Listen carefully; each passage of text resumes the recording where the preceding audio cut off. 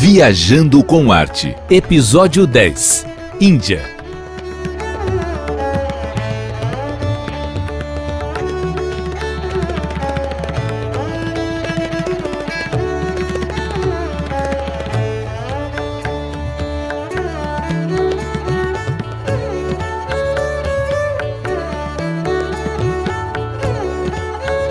Olá pessoal, estamos aqui de volta, o Viajando com Arte. Hoje estou eu aqui, a Clarice Linhares, junto com a Milene Riso. Vamos gravar um novo episódio para a nossa série de viagens e vamos falar sobre a Índia. A Índia, que é um caldeirão de etnias, de deuses, enfim, é um destino que a gente ama. E a gente vai tentar passar aqui para vocês o máximo de informações turísticas, históricas. Vamos tentar dar um panorama geral e espero que vocês curtam tanto quanto a gente.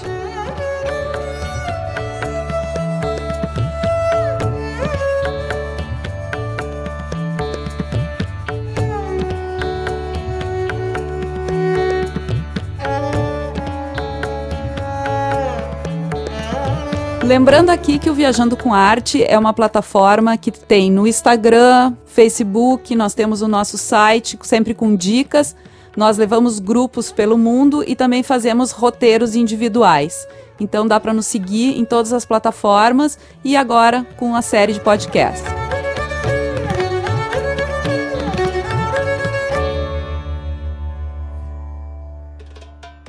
Bom, Milene, por onde é que nós vamos começar a falar da Índia, né? São tantas coisas, são tantos enfoques, enfim, história, deuses.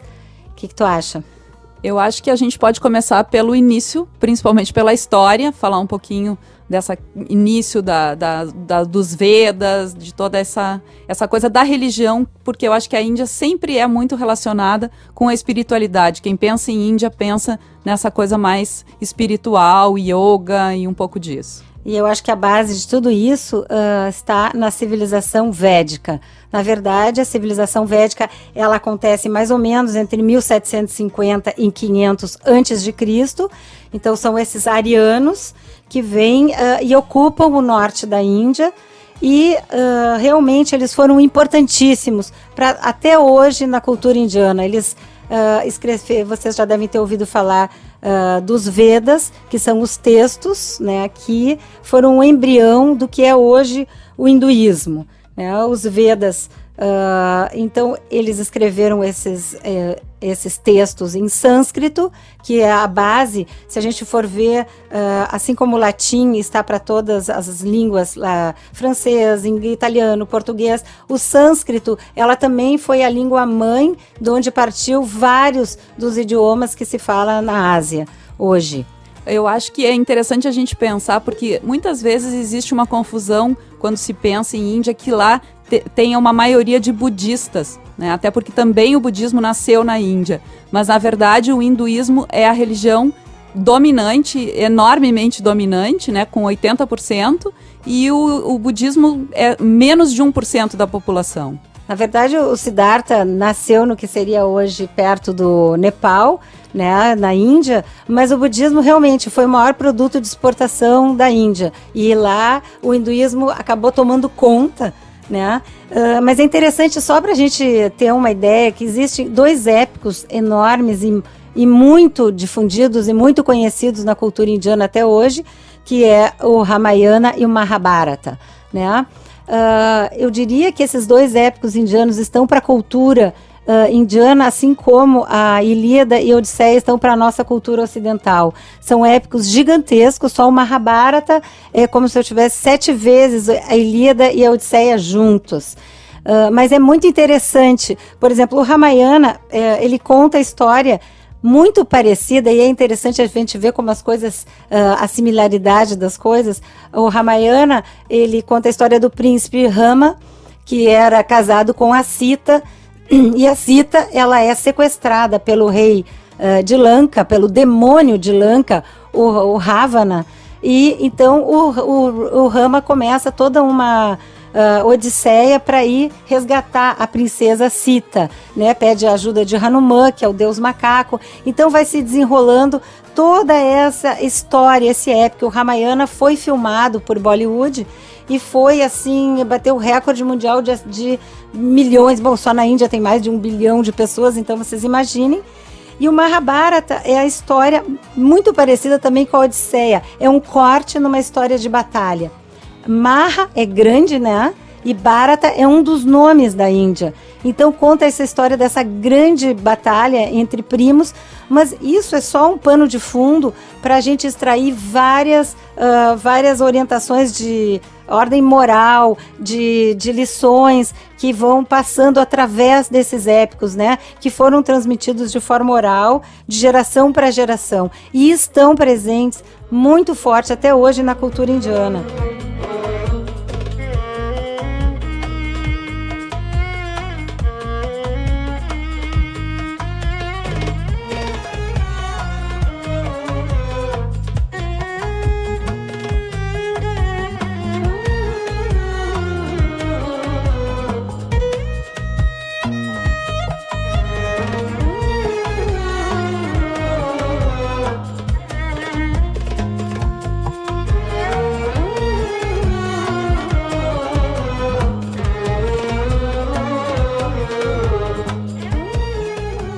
A Clarice vinha falando do tamanho da Índia, né?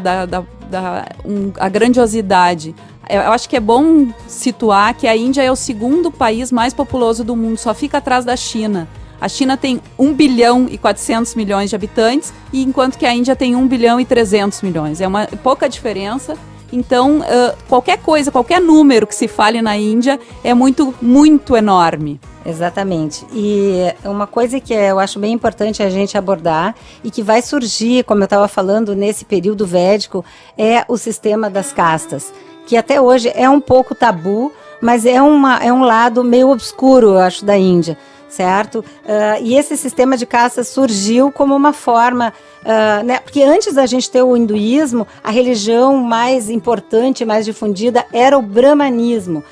Então aqui, só para a gente abrir um parênteses, eu não quero complicar vocês, que a Índia é um caldeirão de deuses, na verdade são milhares, mais de 3.000, mas a gente pode falar de 3 que são realmente a trimurti mais importante, né, que são, nós vamos ter o deus Brahma, que tem a sua consorte em Sarasvati, né, nós vamos ter o deus Shiva, cuja consorte é Parvati, e nós vamos ter Vishnu, que a consorte é Lakshmi. Por que eu estou falando isso? É para...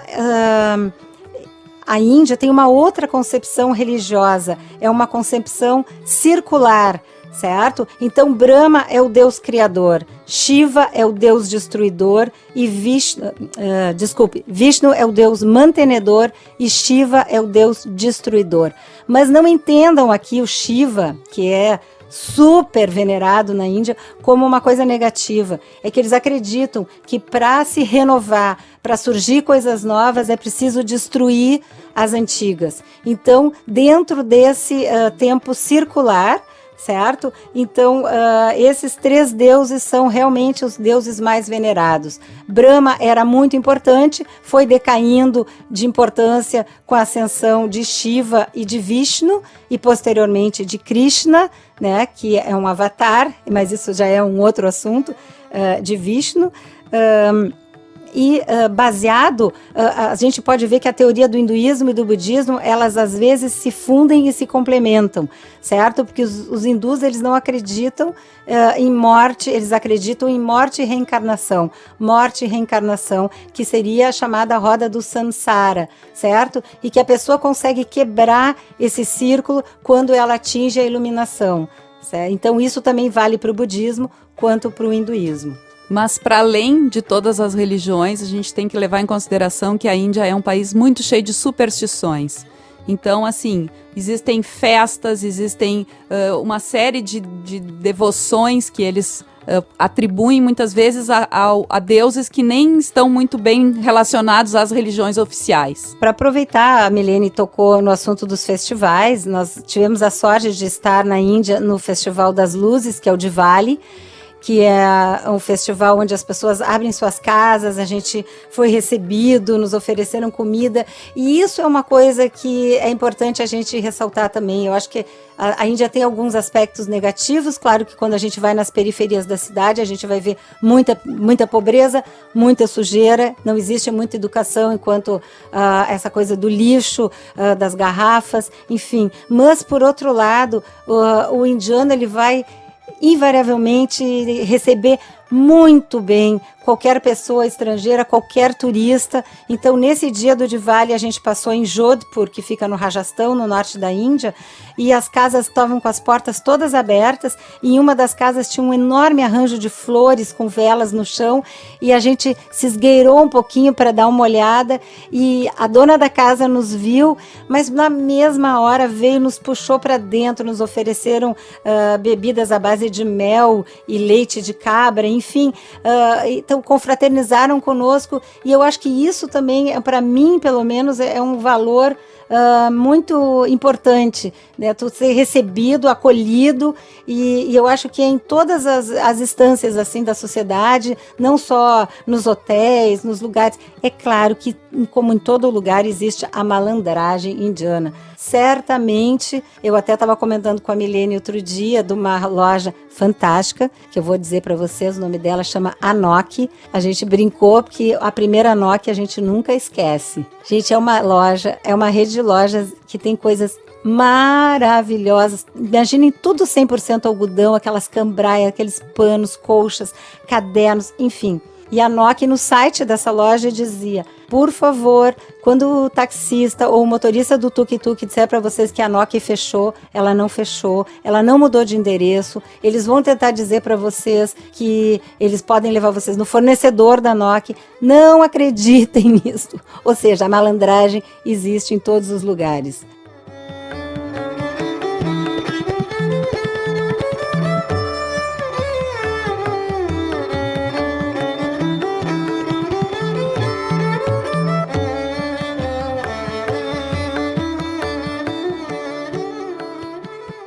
Voltando um pouquinho nessa ideia do que se pensa a respeito da Índia, sobre a pobreza, sobre a dificuldade de viajar lá, eu queria só lembrar assim, ó, que a Índia, apesar de ser um país realmente que tem, se a gente for em números, eles têm 300 milhões de falta de toaletes na Índia. Então são 300 milhões de brasileiros, que é quase um Brasil inteiro, que não têm acesso a esse acessório básico, vamos dizer assim. Mas, por outro lado, ele é um país extremamente colorido, apesar das pessoas, as mulheres trabalham com os saris coloridos, elas usam uma quantidade de joias incríveis, então, apesar de tudo, é uma beleza, é uma pobreza colorida e bonita. Diz que 11% do ouro do mundo está com as mulheres indianas. Então, isso já é um dado para a gente reparar, e para quem gosta de fotografia é inegável, é um dos destinos mais interessantes. Bom, e a gente, da outra vez também, eu tive 2 vezes na Índia. A primeira vez, a minha filha ia muito para a Índia, a gente fez um mochilão de 1 mês, claro que alternando em lugares mais alternativos e às vezes lugares melhores, mais afastados, porque realmente chega um momento que a gente precisa de um break naquele dia, né? Porque atravessar na rua é uma aventura, atravessar uma rua na Índia é uma aventura, porque não existe muitas leis de trânsito, então é um momento que a gente precisa de ficar em paz. Mas eu diria que eu acho que para quem começa, quem vai a primeira vez à Índia, eu indicaria vá para o Rajastão, que é a região mais preparada também para receber o turismo, e a gente pode fazer quase tudo em avião, ou existe também autopistas, né? Mas um conselho: não tente se aventurar e dirigir na Índia, porque eles têm um código próprio deles, não são tantos acidentes, eu acho que eles se entendem naquela loucura, mas eu jamais me aventuraria a dirigir na Índia. Na verdade, a Índia é um país continental, então a Clarice está falando dessa região norte da Índia, porque o sul da Índia seria mais ou menos o oposto do Brasil. A gente teria o norte, uma região um pouco mais árida, mais seca, mais uma temperatura até mais amena, e o sul quase como a nossa floresta amazônica, assim, uma região extremamente verde e úmida, né, e mais quente. E o período ideal para ir para a Índia é no nosso verão ou no período de inverno deles, porque daí as temperaturas também já são mais amenas. Isso. E o que é interessante também no Rajastão, da gente pensar, é que nessa área do Rajastão, e claro que se estendia até a Caxemira e até hoje o atual Paquistão, né, onde se concentravam os marajás, famosos marajás indianos, certo? E que hoje muitas das residências dos marajás foram transformadas em hotéis de luxo. E realmente na Índia é um dos poucos lugares que a gente pode, digamos assim, em outros lugares talvez eu não tivesse dinheiro para ficar num hotel daquela categoria, daquele luxo. E na Índia é tudo bem mais acessível. Então, assim, se você quiser fazer um roteiro lá e ficar num palácio de um marajá, não é uma coisa absurda, é perfeitamente possível. Então, isso também é muito tentador, porque a impressão que a gente tem é que o marajá saiu dali a semana passada. Né, os marajás que eram aliados, amigos dos ingleses, né, e que então os ingleses trouxeram várias coisas para a Índia, né, então eu fico sempre me imaginando naqueles hotéis com aqueles campos, vendo os jogadores de polo ou tomando chá das 5, então assim, ainda conserva muito daquela cultura. Não que eu esteja aqui querendo defender a ocupação inglesa na Índia, até a saída deles foi uma coisa assim muitíssimo traumática, porque bem ou mal nós tínhamos um caldeirão de religiões na Índia, mas vamos dizer assim que a grande maioria ou era hinduísta ou era muçulmano. Nesse sentido, eu acho que é interessante colocar, porque a religião muçulmana é a segunda maior religião da Índia até hoje. Mesmo tendo havido uma divisão e a Índia tendo sido partida, a partição da Índia, que foi então dividida entre Paquistão e Bangladesh, e para onde foram a maioria dos muçulmanos que viviam na Índia, mas até hoje a Índia ainda mantém quase 15% da sua população muçulmana. E os muçulmanos na Índia são a segunda maior religião do mundo, mesmo sendo uma minoria religiosa, ainda o número de muçulmanos é enorme.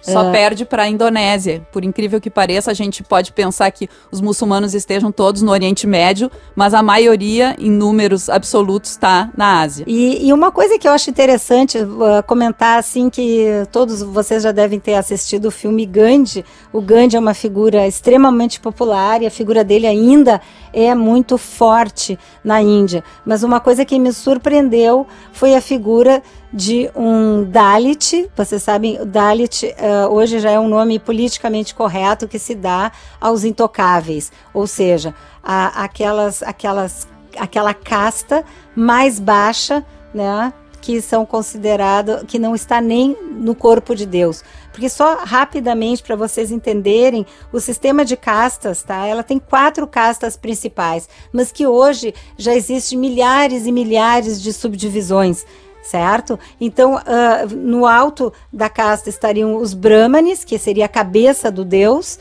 né? Em segundo viria a casta dos kshatriyas, que seriam os braços de Deus, que eram os guerreiros, né? Em terceiro lugar viriam os vaixás, que é toda uma casta de comerciantes, e os sudras, que seriam os pés de Deus. Então, essa classe, essa casta dos intocáveis, ela não faz parte do corpo de Deus. E sempre foram, e sempre existiu uma muito forte, no passado não tão velada, uma discriminação muito grande. Porque até a gente que tem uma concepção religiosa diferente é difícil entender, mas no hinduísmo existe uma obsessão pela pureza, ou seja, são sempre conceitos de pureza e poluição e sujeira, ou seja, se eu tocar nesta pessoa, eu vou me tornar impuro. Então, por isso o nome intocável. Então existia e existe até hoje, é claro que nas grandes cidades de forma mais velada, mas no interior ainda é muito forte essa discriminação. Então, eu só estava querendo voltar aqui. Por que a religião, o Islã, os muçulmanos se tornou tão atraente dentro da Índia? Porque os muçulmanos, eles acolhiam todas as pessoas, certo? E enquanto que o hindu vai estar sempre marcado, né, da casta do qual ele provém. Então também isso fez, né, porque os muçulmanos eles vão entrar na Índia pelo século 11 e 12, né, lá no sul, e depois com mais força, né, com os imperadores oriundos lá do Uzbequistão, da Pérsia, né, com Babur no século XVI, e vão se instalar no norte da Índia, né, que é a dinastia Mogol, que a gente chama. Porque o primeiro que chegou na Índia era o Babur, ele era neto do Gengis Khan, por isso o nome Mogol, de Mongol, é uma corruptela persa para Mogol. Então, aí também foi que se espalhou bastante o Islã na Índia. Uma curiosidade que eu acho que muitas pessoas ficam se perguntando é a questão das vacas, né? A vaca realmente, ela é sagrada, ela realmente vive pelas ruas, muitas vezes elas ficam passeando meio sem rumo no meio das ruas, então o trânsito na Índia se torna uma verdadeira loucura, porque no meio da rua a gente pode encontrar uma vaca, um tuk-tuk no sentido oposto, uma pessoa caminhando e às vezes até um camelo meio perdido no espaço ali. Então, é realmente uma aventura, como a Clarice comentou antes, que eu acho que é bem importante. Nunca tente se aventurar a dirigir e na hora de atravessar uma rua, muito cuidado e aventura está à sua frente. É verdade. Realmente a Índia tem muitas coisas interessantes. Isso que a Milene também comentou, é tão bonito a gente caminhar por uma cidade, principalmente Jodhpur, né? Porque várias cidades no Rajastão tem alcunhas assim. Jaipur é a cidade rosa, Jodhpur é a cidade azul. Jodhpur é uma cidade que eu gosto em particular. Ela tem um forte lindíssimo no alto, do qual a gente pode avistar toda a cidadezinha. Não é para padrões indianos, uma cidade enorme, certo? E ela tem uma característica, ela é chamada Cidade Azul, porque azul era a cor distintiva das casas dos brahmanes. Então, as pessoas se distinguiam, né, de serem da casta mais alta, pintando as suas casas de azul. Hoje isso já está ultrapassado, até com o incentivo do turismo, muitas pessoas pintam as suas casas de azul, e o efeito é lindíssimo. Então, a gente caminha pela cidade, né, e vê aquelas mulheres todas cheias de joias, porque elas usam aqueles anéis que vão do nariz para a orelha, a pulseira que dá em vários anéis nos dedos, com aqueles sares coloridos. Vocês não imaginam, da outra vez que o Viajando com Arte foi à Índia, a gente simulou um casamento indiano, então foi uma das experiências mais incríveis, porque daí nós arrumamos um noivo, claro, para uma das meninas, nós éramos 24 mulheres, vocês imaginam isso? E aí então o noivo, que foi o nosso guia, ele chegou montado num elefante, todo pintado, colorido, belíssimo, assim, então isso que eu digo também, essa coisa das artes, dos pigmentos na Índia é muito apaixonante. E cada uma de nós ganhou um sari, né, para participar do casamento e para vestir aquele sari. Vocês não têm ideia, são mais de 3 metros de tecido enrolado no corpo, de uma maneira, e elas usam um choli, que é como seria um topzinho de tecido, e depois embrulham todo o corpo, né? Então, claro que cada uma de nós precisou de assistência para poder vestir aquele sari, né? Mas foi realmente uma coisa muito incrível. Eles fizeram o ritual do fogo, que é muito importante. O ritual do fogo é muito... até o ritual mais importante que tem em Rishikesh, que é uma cidade sagrada no norte da Índia, perto de também Haridwar, uma cidade sagrada de Shiva. Eles fazem diariamente o ritual do fogo, porque é realmente através do fogo que há a purificação.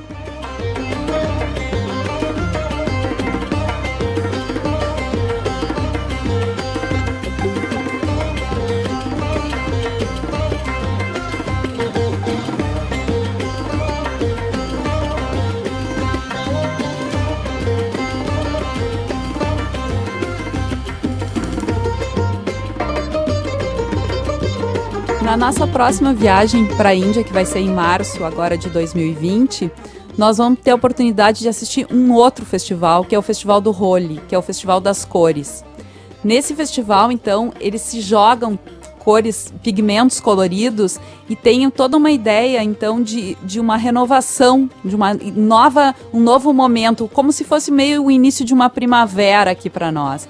Então, nós vamos ter a oportunidade, nós vamos ganhar uns pijamas brancos e vamos participar, e depois cada uma vai poder guardar o seu pijama colorido como um troféu. Eu pretendo até enquadrar o meu e colocar numa parede. Eu já pensei nisso também, mas tem que cuidar, porque se tu bota muita cor vai ficando preto. Mas eu acho que deve ser incrível. Eu tenho sonhos de participar do Holi. A gente vê fotos tão incríveis, e quem gosta de fotografar, eu acho até que eu pensei, já vou comprar uma caixa estanque para minha câmera. Imagina aquele monte de pó em cima de uma câmera, né?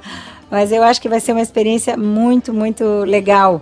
E isso até é interessante, porque essa festa do Holi a gente vê cada vez mais se espalhando pelo mundo. Já tem vários países que estão meio que chupando essa ideia e fazendo esse tipo de festa. Mas nós vamos estar em Jaipur, né, num dos lugares mais originais da onde acontece desde sempre a festa do Holi.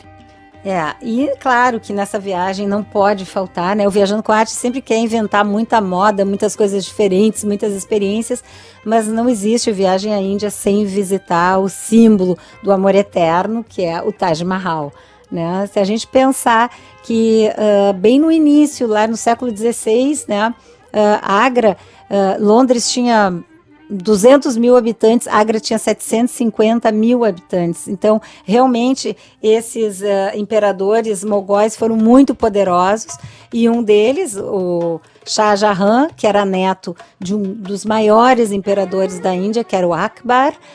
Eles vinham de uma dinastia de homens intelectuais que adoravam poesia, adoravam música, muito letrados. Eles eram muçulmanos, mas acabaram com os impostos para os hindus, que podiam praticar livremente, tinham esposas hindus, enfim, eles eram pessoas diferentes. Tinham pequenos vícios, vamos dizer assim, né? O Humayun, que é um famoso imperador mogol, ele era viciado em ópio e álcool e licores, enfim, o pai dele também já era assim, o Babur, e foi uma dinastia. Ele era um apaixonado pelas estrelas, tanto que a gente visita, né? Ele construiu todo um projeto em Jaipur para ver as estrelas, para observação das estrelas. E então essa dinastia do qual o Shah Jahan faz parte, que foi o construtor do Taj Mahal, né? A gente começa o dia, a gente sai à noite e vê o dia amanhecer no Taj Mahal, que é realmente, por mais fotos, que para mim eu comparo um pouco com o Machu Picchu, por mais fotos e que a gente tinha visto, e vídeos e filmes, nada se compara com tu estares lá naquele lugar. Eu chego a me arrepiar. E passa um rio atrás do Taj Mahal, é uma coisa realmente... Ele não é muito grande, mas as formas são tão perfeitas, as marchetarias de mármore colorido, e depois, quando a gente chega, ainda dá para explorar bastante, tirar muitas fotos, porque não tem muita gente ao amanhecer.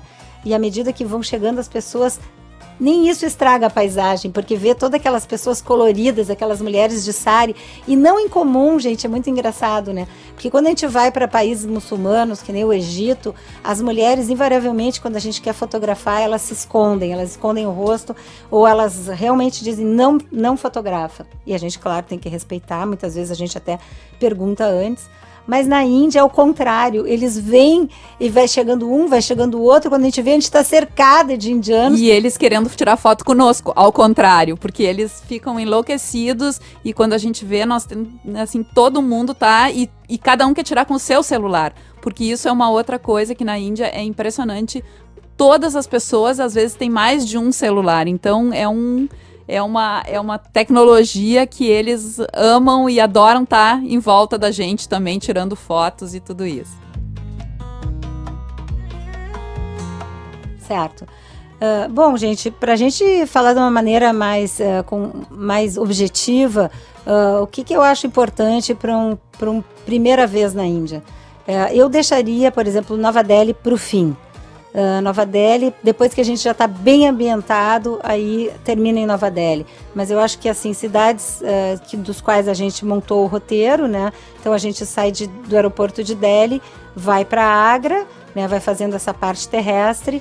Depois a gente vai para Jaipur, que eu já falei, era a cidade rosa, que tem várias coisas incríveis, e dentro delas uma experiência que a gente adora fazer é pegar os elefantes lá na base do palácio e subir a colina, porque o forte lá no alto, um forte belíssimo, né, já muito antigo, então a gente sobe faz esse caminho montado em elefantes. Nós vamos participar do Holi em Jaipur, né, no Palácio do Marajá, no Rambagh Palace. Então acho que vai ser uma experiência incrível. Inclusive é o local onde nós vamos ficar hospedados, no Rambagh Palace. Então a nossa hospedagem também, então vamos ter essa experiência de ficar num palácio de um marajá. Certo. E dali de Jaipur, então também via terrestre, a gente vai para Udaipur. Pois é, e Udaipur então é a minha cidade predileta no Rajastão.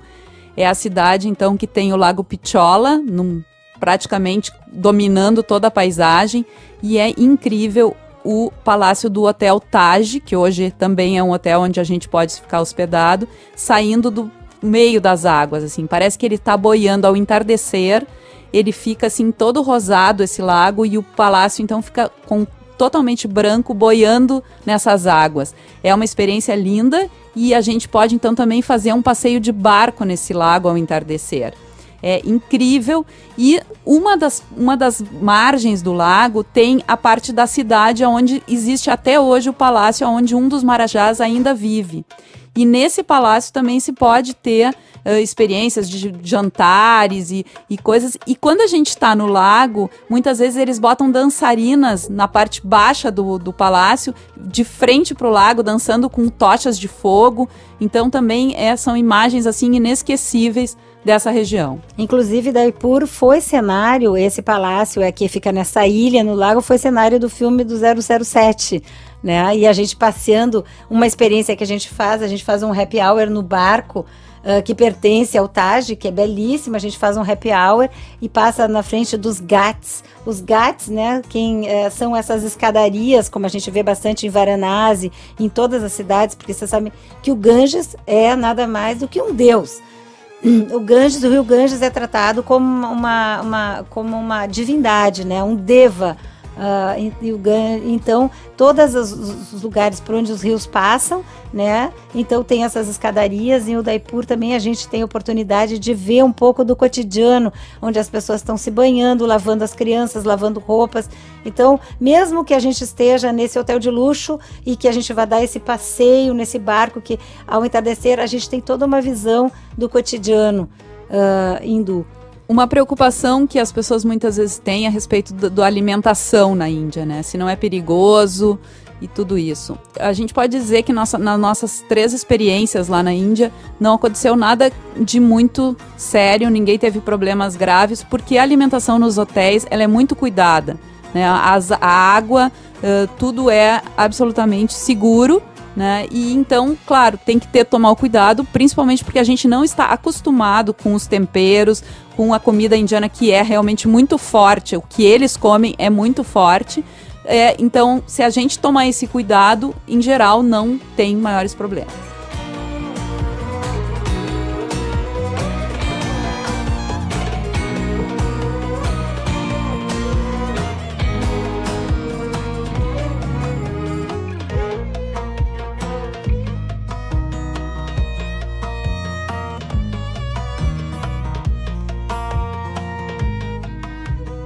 Bom, falando em comida forte, não, vocês não têm ideia, eu já estava 1 mês, a gente estava na Índia e já estava no dia de ir embora, eu já não podia mais com comida apimentada, porque realmente, por mais que a gente diga no spice, please, eles têm um hábito da pimenta, é uma coisa que está já na cultura, não tem mais volta. E eu disse, então tá, eu vou comer um McDonald's hoje, né, só para me despedir, porque eu estava precisando, assim, pedir um McLanche feliz.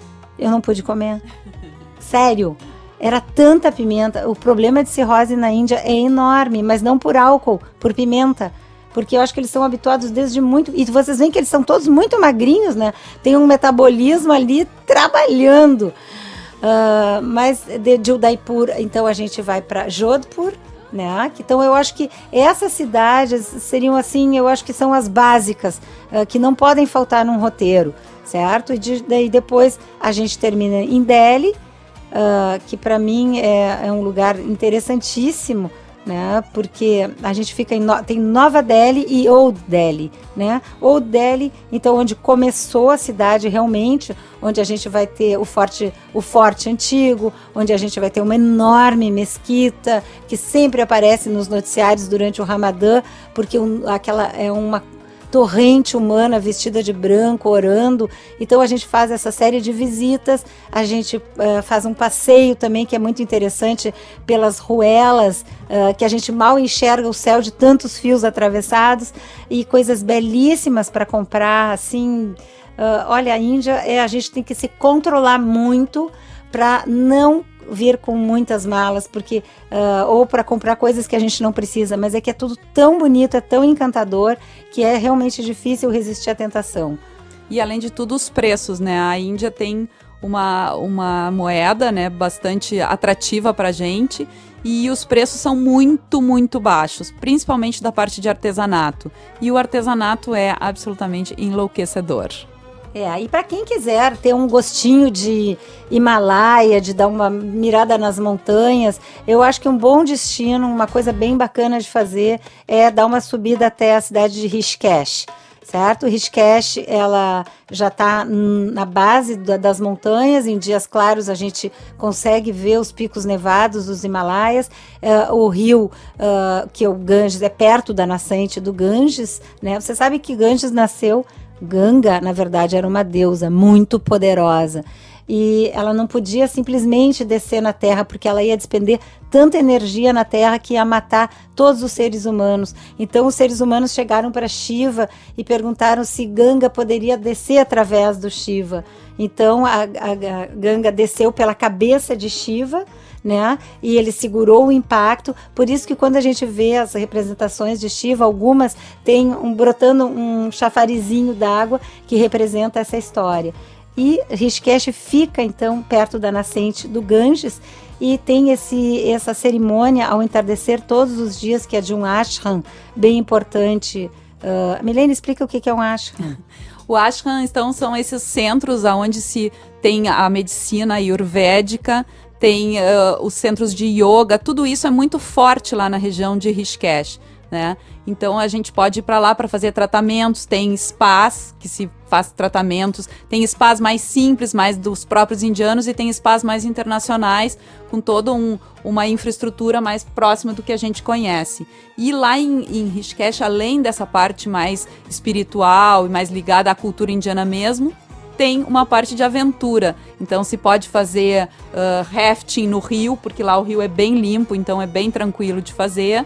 Então tem todo um lado de caminhadas, de trilhas também nas montanhas. Então é um lugar um pouco mais próximo ao que a gente imagina, assim, também de fazer uma viagem para as montanhas. Eu acho que para a gente fazer um roteiro satisfatório, para dar esse primeiro vistaço, assim, eu acho que tem que ser um roteiro, gente, com no mínimo 12 dias, bem planejados, certo? Porque eu acho que a Índia não dá muito espaço para o improviso se você não tem muito tempo, certo? Claro que quando a gente foi lá fazer um mochilão de um mês, a gente perdeu um trem, uma coisa assim, não era um grande problema. Mas se a gente vai com os dias contados, eu acho que planejamento é fundamental, certo? Então faz assim e deixa dele para o fim, né? E aí pode comprar à vontade, porque daí a franquia do voo já é outra, de bagagem, então daí fica tudo mais tranquilo. E eu espero que a gente possa voltar aqui um dia, Karina, para falar um pouco mais, então, sobre, se estender um pouco mesmo sobre, porque é tão interessante quando a gente vê essas concepções de mundo quando a gente estuda essas cosmogonias de como cada povo explica o seu nascimento, do universo, e a gente começa a comparar com todos os outros, a gente vê quanta identificação, quanta similaridade, mesmo o próprio budismo, né, que é uma filosofia, nem chamaria o budismo de religião, mas é que é uma coisa tão inspiradora quando a gente lê e vê aqueles sadhus, né? Os sadhus, para mim, também é um capítulo à parte na história da Índia, são esses homens santos que sadhus, na verdade, são os homens nus, né? Apelidaram depois, os ingleses chamaram eles de faquires, porque muitas vezes eles se deitavam, faziam pequenos sacrifícios, deitavam nos pregos. Tem sadhus na Índia que andam a vida inteira, estão há 50 anos com um braço levantado, com uma perna dobrada.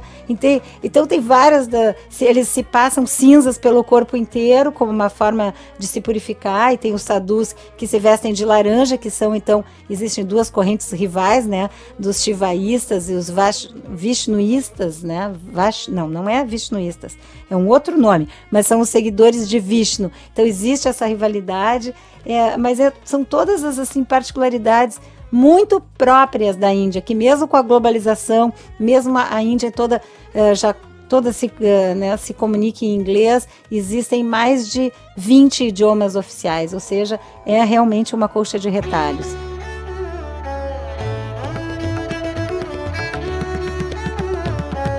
Bom, eu acho que todos esses assuntos podem ficar muito mais ricos até quando a gente voltar. E aí, então, a gente promete que na volta da Índia a gente grava mais um episódio trazendo mais peculiaridades. Então, pessoal, a gente queria lembrar que vocês passem lá no site, na plataforma da América Podcast, ou nos visite, passa lá no nosso perfil do Instagram, do Facebook, viajandocomarte.com. Vamos estar... a gente dá muita dica de todos os lugares, não é só da Índia. Enfim, a gente adora compartilhar as nossas experiências com vocês. Valeu! Então, tchau, pessoal. Até a próxima. Namastê. Até a próxima.